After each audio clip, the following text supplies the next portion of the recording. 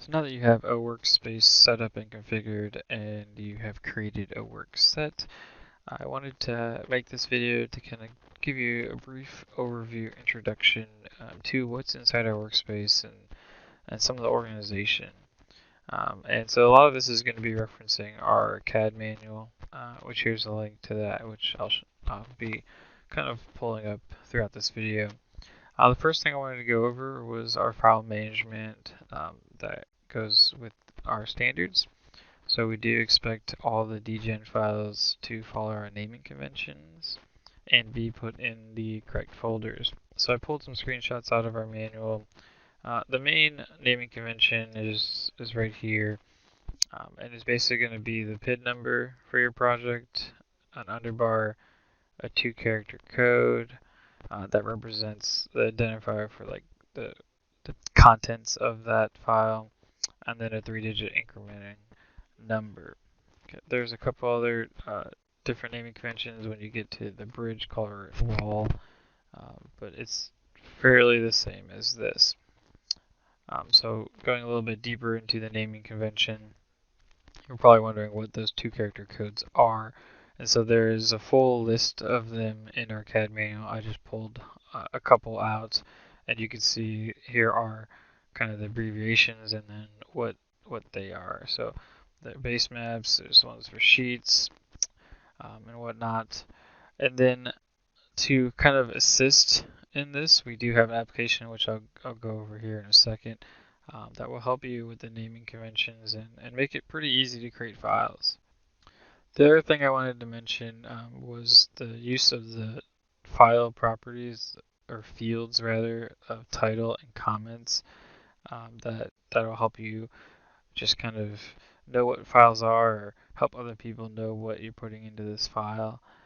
Typically the title is going to represent what that file is. So like if you have a KM file, that would be like a 3D modeling file, would be the title, and the comments would be that the modeling file is, maybe it's for some state route, 303 or whatever.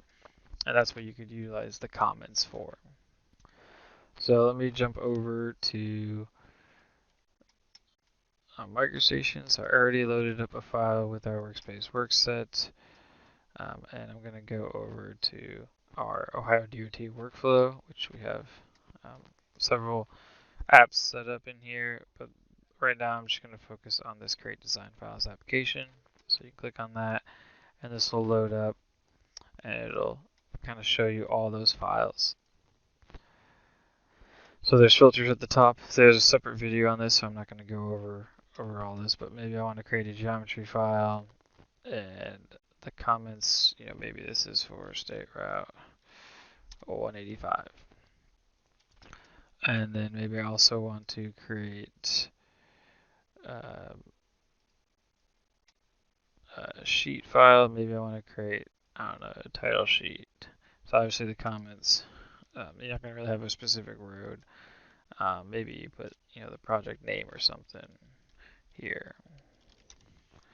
And then you can hit Create Design Files, and it will go through and it will create those files for you. Not only will it create the files, but it will name the files. So you can kind of see the name right here with the suffix, as well as the location that it's going to go. So this is going to go in the Foreign Engineering folder, roadway sheets. So it's really just there to help you follow our naming convention and make it easy to do that, and make sure the stuff's in the right spot and named correctly. That way anyone who might be picking up the project after you would have an idea of what's what, and not questioning what files he needs to open to get to certain work. That's the main point behind having this standard in this organization. So jumping back to the PowerPoint, the next thing I wanted to go over was the sheet management. So when you're creating sheets, all your sheets should go inside files that are within the sheets folders. So I went over the folder structure in another video, so I won't rehash that. But here's a quick screenshot of what a sheet border might look like. And I want to make sure that it's clear that you should only be putting one of these sheets within one model. So a file can have multiple models. Each of those models can contain one sheet. But within one given model, you should never import more than one sheet cell. If you do, you're going to run into problems with some other apps that we have to help you manage the data. So these sheet border data along the right edge can be controlled through item types. So when you select it and look at the properties, you can see those item types are there, and that's how you can modify these. We also have an application that will let you modify these in bulk or a little bit faster without having to open the file. So I can show that real fast. But before I can show you the sheet manager app, I have to actually have a sheet border placed, right? So I'm going to jump over to that file I created real quick.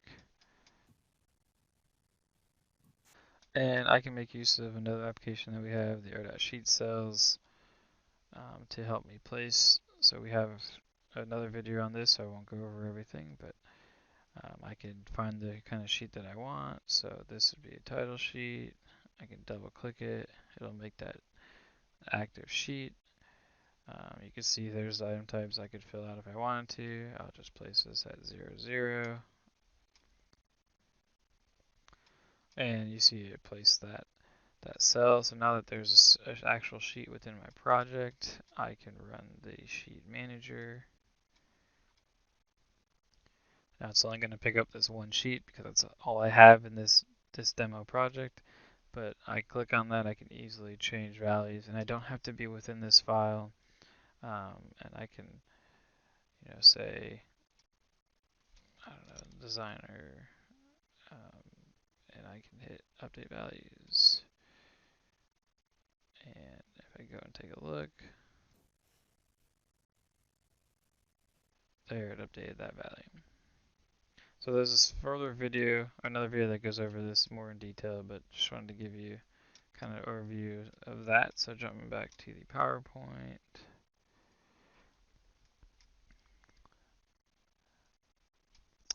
Some other things, just more general with our workspace, is we do have our own set of levels standard set up. So here you can kind of see I pulled a screenshot from our CAD manual, and all of our levels follow this naming convention. So it's a classification, deposition, and a logical name. So the classification is a 2-character code, and here's what they stand for. So if you had something like a modeling, you would see MD at the start, and then an underbar. And then the deposition would be, is this existing or proposed, so an X or a P. And then the logical name would be something to kind of describe more detail about that given, what that given line should be representing.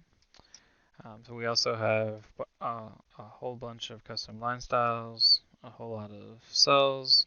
We do utilize a custom color table, so it is different from what Bentley delivers. We do have our fonts that we're going to be using is a true type font, Calibre for proposed, Calibre Light for existing.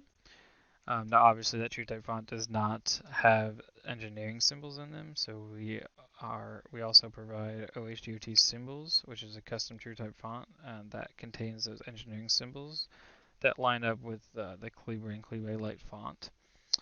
We also have a bunch of text styles and dimension styles set up for you that you can see. But I do want to call out that our standard text size is 0.14. So when you're at a 1-to-1 scale, that would be the standard size, and then you can let annotation scale, scale those texts up depending on the different scale sheets that you're on. But you really don't want to be utilizing other text sizes. That's how we achieve a standard text size across all of our projects. So 0.14 should be that base scale that you want to make sure you're utilizing in your text. So before we jump over, I'll quickly show some of that. So if I come over here and I just show you the level drop downs, here you can see kind of that naming convention coming through. So we have several levels here. There's right away X, and then what that specific description would be for that individual one. So that kind of describes what all our levels or how they're organized. Our custom line styles, we do have quite a few in here, which the levels have the bi-level settings set on them. So for the most part, when you get the level, you don't have to worry about setting that. So if we take a quick look at our text styles, you can see there are quite a few. We have the pose stuff is going to be utilizing that Calibre, whereas the existing is going to be utilizing that Calibre Light. Kind of same goes with the dimension styles. You kind of see there's that P and X for you. Our cells, you can see we have quite a few cell libraries in here. Drainage or right away. Some sheets are there. Various symbols you could find in here. So a lot of like your patterning, like if you wanted to find, say, like a riprap pattern, you could find that in here. So the symbols, you'll find quite a few things in here for drafting. So now moving on, just to note some things on the ORD side is that we do deliver a template library with several starting point or templates for you when you start doing your corridor design. So you can kind of see over here the ODOT folder contains all that. We have stuff for end conditions. The backbones would be your main roadway buildups that are kind of built up for you. Obviously, every project has slight variations, so it's a starting point. It's not a one size fits all. And then as you are making your alignments, we do have a naming guide that you should be following, called out in our CAD manual. So I put some screenshots in there for that you'd want to follow as you are creating your alignments. So let me jump over and show you some of that real quick.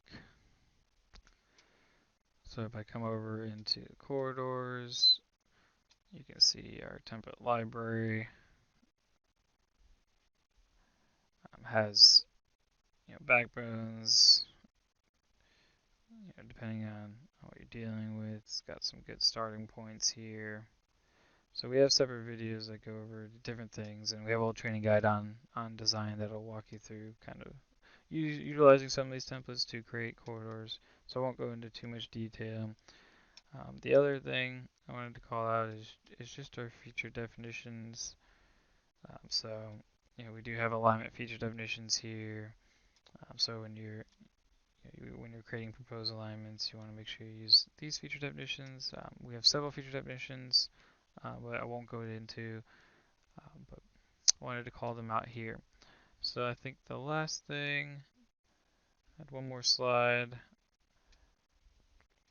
is there's just a screenshot of, we do have quite a few custom apps that are delivered with our workspace just to help you. I highlighted a couple of the quick ones, but there are definitely a lot more in here. So I took a screenshot of all the different ones that we have in here, as well as we also provide some links in the links tab to jump to different quick links that you might find useful. As always, you can reach out to our office for help or questions about anything, which that is one of the quick links in here. That's our support request, so you can always use that to get a hold of us if you have questions or comments.